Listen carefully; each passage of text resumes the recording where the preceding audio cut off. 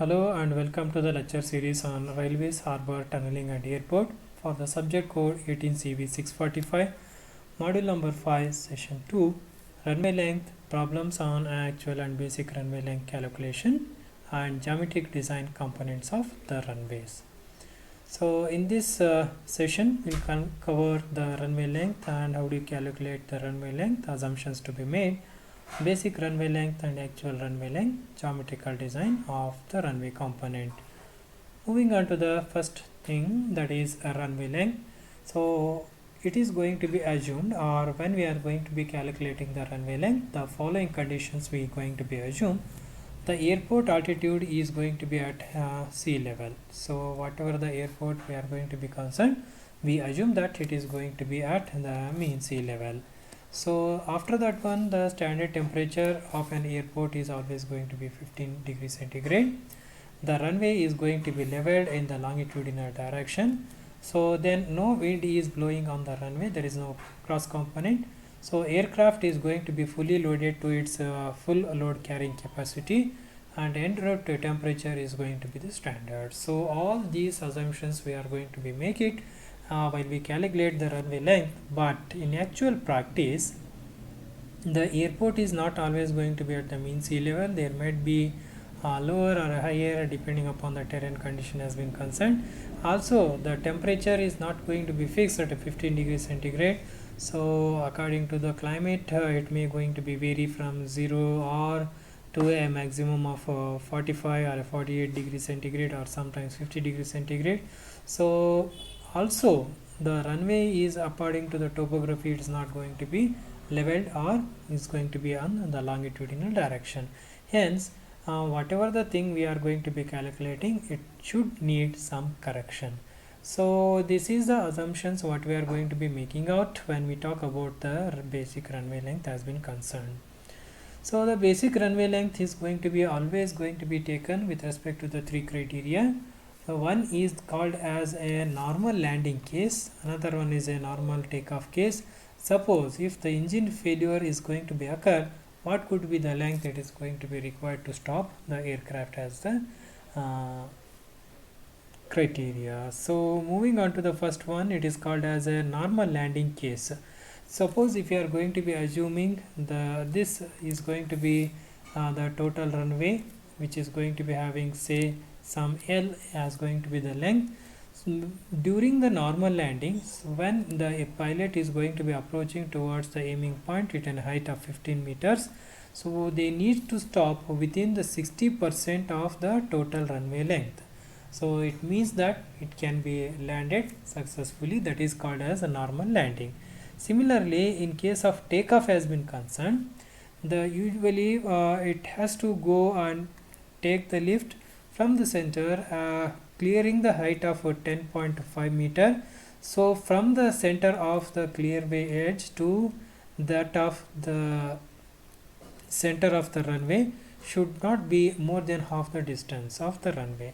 So that is going to be called as the normal takeoff condition. So for this normal takeoff condition, the whatever the exact center when it's started lifting of the aircraft, that is going to be called as a lift off distances. Then certain height where we are going to be measured with respect to the edge of one runway, it is 115%, that is going to be for lifting off to clear the distance, so of 10.5 meter. So same thing if you are going to be visualizing in a plan, say for example this is the center line of the lift off distances. So from this lift off distance, the aircraft has to take away from clearing the edge of the runway having a height of 10.5 meter. So if that is the thing, it is going to be called as a normal takeoff. So usually on the either side we are going to be providing the clearway, it is going to be 150 meter of the width. On the either side we are going to be providing it. Similarly, first condition, suppose the engine is going to be start failure, it may take off for a landing. So when engine is started failure before taking the takeoff, so it already started moving at a certain distance, then it has to start decelerating to a certain distance to stop the vehicle. So that is going to be called as a normal engine failure case. Suppose if it is going to be a lift off distance, so that starting point what I had explained, when engine started to decelerate from moving at a certain distance to stop completely, it is called as a lift off distance, that is a clear way has to be approached.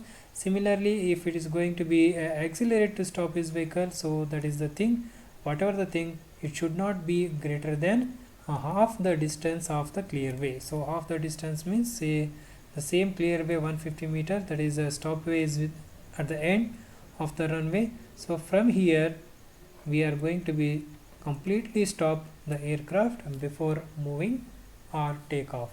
So that is the three criteria we are being using it. One is a normal takeoff and also normal landing condition. After that one, engine failure condition. So these three are going to be given the basic runway length. So usually, so in a few of the sessions I had explained, depending upon the type of aircraft to be used, so according to that one, and the engine capacity, wind direction, minimum length of a runway is always fixed, so that runway is going to be called as an basic runway. So as I explained in the previous slide, we assume that runway is going to be at the standard conditions of sea level, temperature and longitudinal direction, but in actual case it is not there. So we need to need the correction for this assumed basic runway length. So runway length are going to be calibrated, or corrections are going to be applied with respect to elevation, that is with respect to how much elevated from the mean sea level.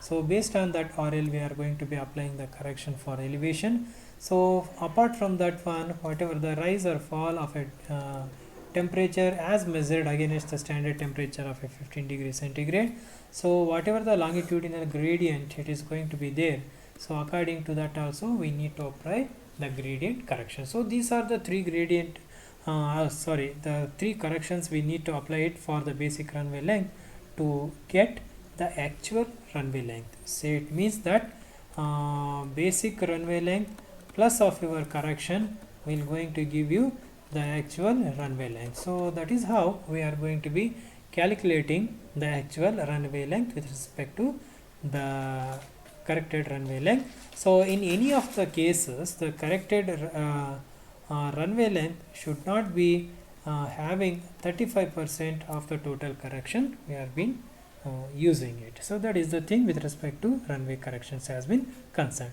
So how we are going to correct the runway length? If I say for an elevation, so why do you need to correct that elevation correction for the basic runway length? Because as we know that as elevation started increasing, the air density start decreasing. Okay, so elevation increases, air density decreases, so in turn it causes a reduction in the lift of the wing with respect to the aircraft, as it requires a greater distance to speed before as it can rise into the air, that is before takeoff. To achieve this greater speed, it has to cover the longer distances or longer length of a runway as it is being required. To do that one, so for every 300 meter rise, according to ICAO recommendations has been concerned, so it gives that the basic runway length should be increased for a rate of 7% for every 300 meter rise with respect to mean sea level. So that is an elevation corrections we are going to be applying based on the site condition. Next is going to be correction for the temperature. So as we know that there is a rise in airport reference temperature is same effect of increase in elevation. Hence first we need to find out the airport reference temperature. So this airport reference temperature can be defined as the monthly mean of average daily temperature. So try to see the number. It has to be for particular site. We need to collect the data from day wise, month wise and year wise. We calculate after all the 365 days.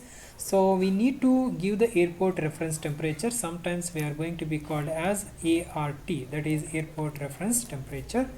So this is going to be defined as a monthly mean of average daily temperature. It is denoted by T of A for the hottest month of the year plus 1/3 the difference between the average temperature, that is a monthly mean, to the maximum mean of the same month in the calendar year.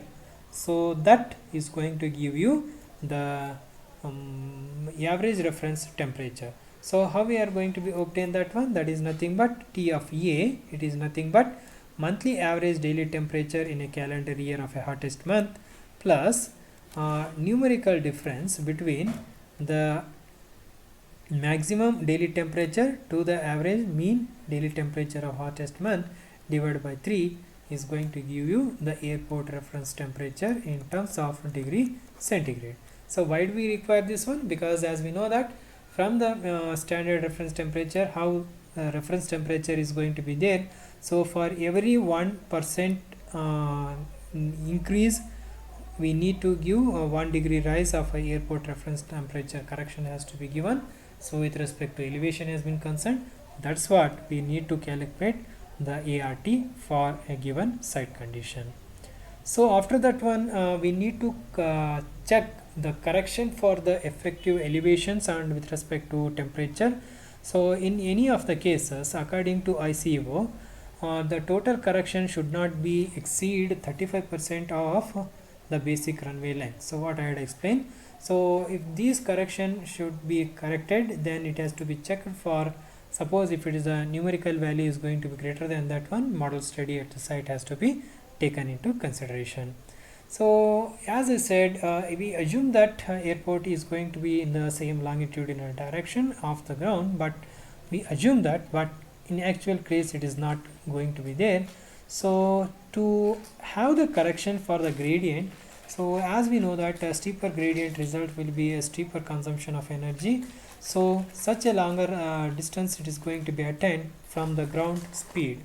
So according to ICAO does not recommend any specific corrections for the gradient, but whereas in case of FAA recommends that runway length after correcting both elevation and temperature, further it needs to be increased at a rate of 20 degree for every percent of a effective gradient is taken into consideration. So it is not just a gradient. Try to have the definition of effective gradient. So effective gradient is defined as the maximum difference in the elevation between the highest and the lowest point on the runway divided by the total runway length. Say for example, if it's going to be the ground, if we are going to be having the undulations like this, suppose this is going to be the highest RL, and if it is going to be the lowest RL, just have this two difference divided by this total length is going to give you the effective gradient. So for better understanding of the theory, we are going to look into some of the problems. First problem is, the statement is like this: the data below refers to the daily temperature for a hottest month of a year in the year 1988 for the given airport. Determine the airport reference temperature. So to solve this problem, they had given the date wise of one calendar year. So that is going to be 1 month completed data. It seems to be the hottest month, hence only a 30 days numerical value has been tabulated here. So in the day 1 we are going to be having a maximum temperature of 42.5 degrees centigrade. Similarly, average is going to be 22.5 degrees centigrade. So like what 30 days data has been given, we need to find out airport reference temperature. So as we know that there is a standard formula, that is a airport reference temperature is going to be TA plus of T of M minus of TA divided by 3. So where T of M is nothing but the maximum mean of maximum daily temperature. So that is nothing but just add all the maximum values it is being tabulated in this up to 30 days. So divide by 30, we are going to be end up T of M, that is mean of maximum daily temperature, that is 43.72 degree centigrade for the given numerical. Similarly, T of A is going to be what? Average daily temperature or mean average daily temperature.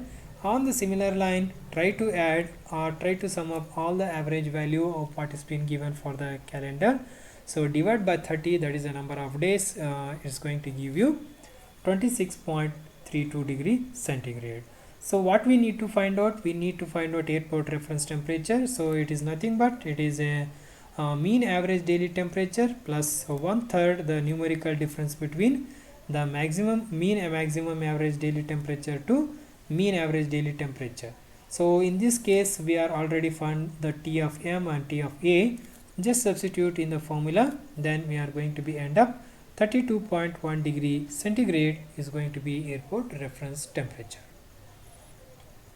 So for the next problem, the monthly mean temperature of the atmosphere are going to be at a particular sites are being tabulated.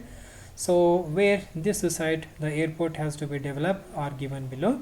Determine the airport reference temperature if the site is at a mean sea level. So already given the surface or the airport is referenced is going to be at a mean sea level. Determine the actual runway length as it is being assumed to be level 1.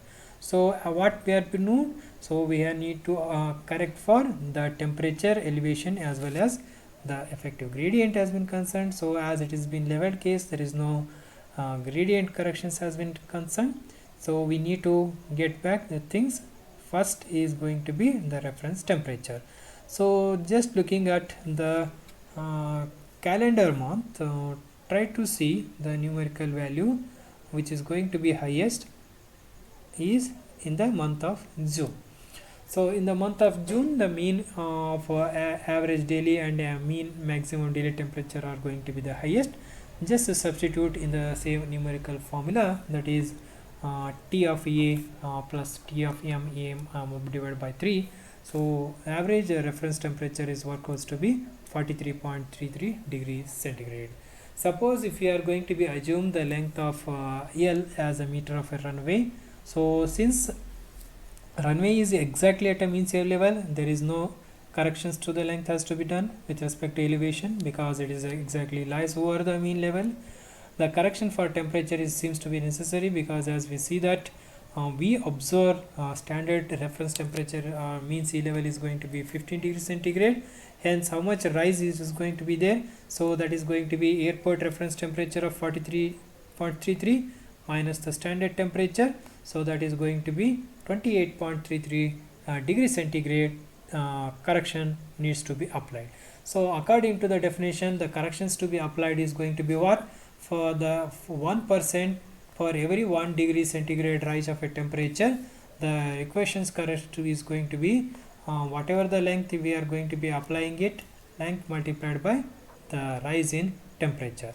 So that is going to be 0.2883 length with respect to the given condition.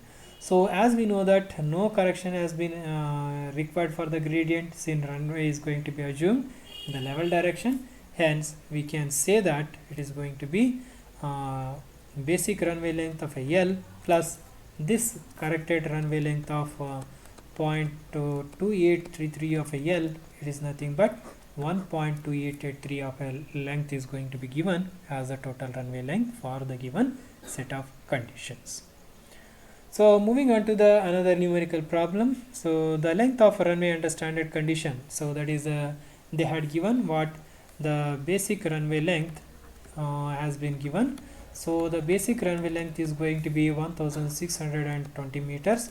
The airport site is going to be having an elevation. So elevation, that is an RL they had been given. The airport RL, it is at 270 meters. Then the airport reference temperature, it is been already given. It is going to be 32.94 degrees centigrade. Okay.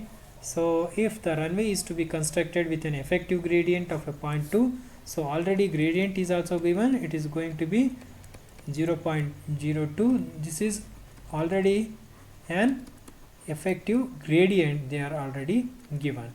So based on that one, what we need to do? So 3 parameters has been given: effective gradient, temperature, then the RL. So it means the 3 corrections has to be applied to know the actual runway length. So first one, so as per the ICAO recommendations, so correction for elevation is going to be 7% for every 300 meter rise in the elevation.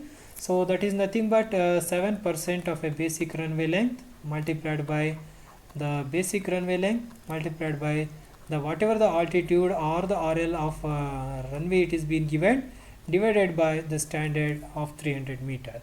So after that one we are going to be end up with a correction. For the given condition it is a 102 meter. So try to add to the basic of a 1620 meter, then corrected elevation length it is going to be 1722 meter.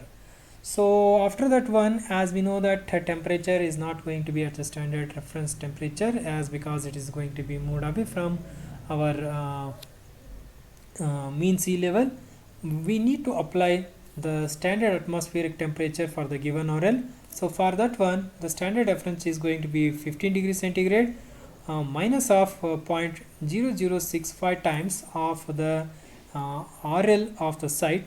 So that is going to be 13.8 degrees centigrade. That is going to be the standard atmospheric temperature is going to be concerned. So rise in the temperature is going to be given by what? So already we are being given the airport reference temperature 32.94 minus of the standard temperature. So it is going to be 19.72 degree rise of temperature with respect to elevation is there. So for that one, correction is going to be the runway length which is been obtained after the correction of elevation divided by 100 multiplied by the number of degree rise with respect to centigrade rise with respect to given site condition. So according to these conditions we are been obtaining 340 meter as a correction for the runway. So try to add the runway length which is been calculated based on the correction of a elevation plus this temperature. So the total runway length or the corrected runway length for the given condition is 2062 meters. So after that one, what we need to do, we need to check whether it is going to be less than 35% or not. So that is nothing but the total corrected runway length with respect to elevation and temperature correction minus of basic runway length divided by basic runway length multiplied by 100. So it is going to be 27.28%. So it is going to be less than 35, it is going to be satisfactory.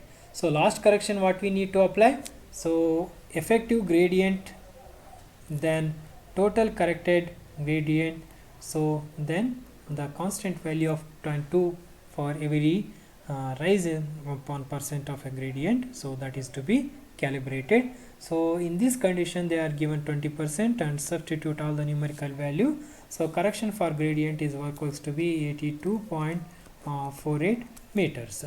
So total corrected runway length is going to be, try to add to the basic of all the three correction, then whatever the value we are being obtained for the given condition is 2144.48.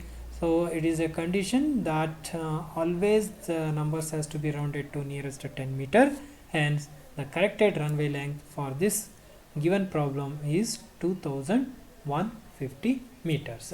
So actually the basic runway length is how much? 1620 meter. So from the given condition, that is a site temperature and effective gradient concept, so it is going to be added to 2150 meters. So that is how the numerical problems we are going to be getting solved with respect to the given set of numericals. So after that one, that is with respect to length has been concerned. So we need to take care about some of the other type of geometrics for the runway has been concerned.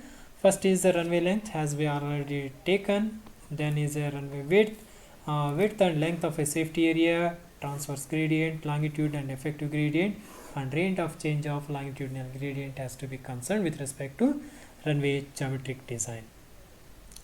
So runway geometric design, so first thing is going to be runway length. So we already calculated it, but now the basic runway length is always recommended by ICO recommendations, different types of airport. So this I think I had already shown you in case of classification of an airport has been concerned. Whatever the thing, just I will have a quick look over the type of airport has been concerned. So we are going to be having a different types of airports starting from A to E, depending upon their maximum and minimum runway length has been concerned.